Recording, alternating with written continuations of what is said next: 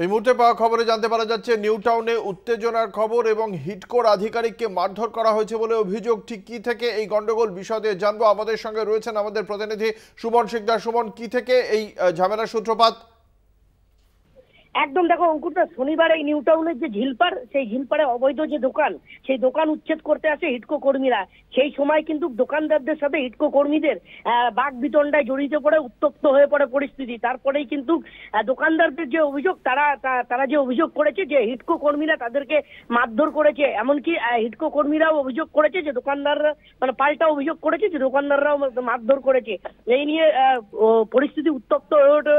তারপরে খবর দেওয়া হয় নিউ টাউন থানার পুলিশকে। নিউ টাউন থানার পুলিশ ঘটনাস্থলে আসে। মারধরের অভিযোগ উঠলেও যে দোকানদারদের বিরুদ্ধে মারধরের অভিযোগ উঠেছে তাদের সাথে কথা বলছে নিউ টাউন থানার পুলিশ। এবং দোকানদারদের যখন এই ইটকো কর্মীরা যারা এই দোকান উচ্ছেদ করতে আসে, সেই সময় দোকানদাররা নিজেদের দোকান আগুন ধরিয়ে দেয়, এমনটাও কিন্তু উঠে আসছে ঘটনাস্থলে নিউ টাউনের বিশাল পুলিশ বাহিনী।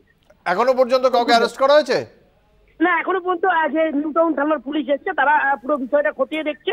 কিন্তু দোকানদারদের যেটা দাবি যে তাদেরকে না জানিয়ে হিডকো কর্মীরা এসে তাদের দোকান উচ্ছেদ করে দিচ্ছে, এমনটাই তারা বলছে যে আগে থেকে কোনো কিছু জানানো হয়নি। এইসব বিষয় নিয়ে কিন্তু হিডকোর এই যে হিডকোর আধিকারিকদের মারধর করা হলো, এর প্রেক্ষিতে হিডকোর পক্ষ থেকে কি কোনো লিখিত অভিযোগ দায়ের করা হয়েছে?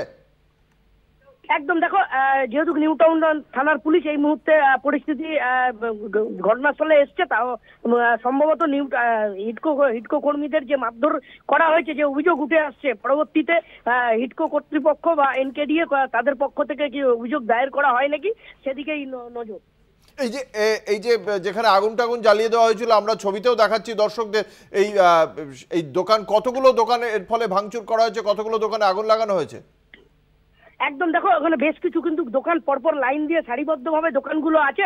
সেই দোকানগুলোই কিন্তু মূলত উচ্ছেদ করতে এসেছে। যেহেতু হিডকোর জায়গাতে দোকান করেছিল, এমনটা হিডকো জানাচ্ছে যে তাদের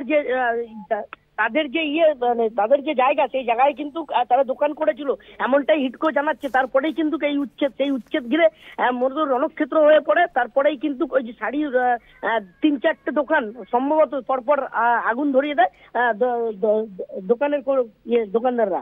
অঙ্কুরদা, ধন্যবাদ। আমাদের সঙ্গে ছিলেন আমাদের প্রতিনিধি সুমন শিকদার।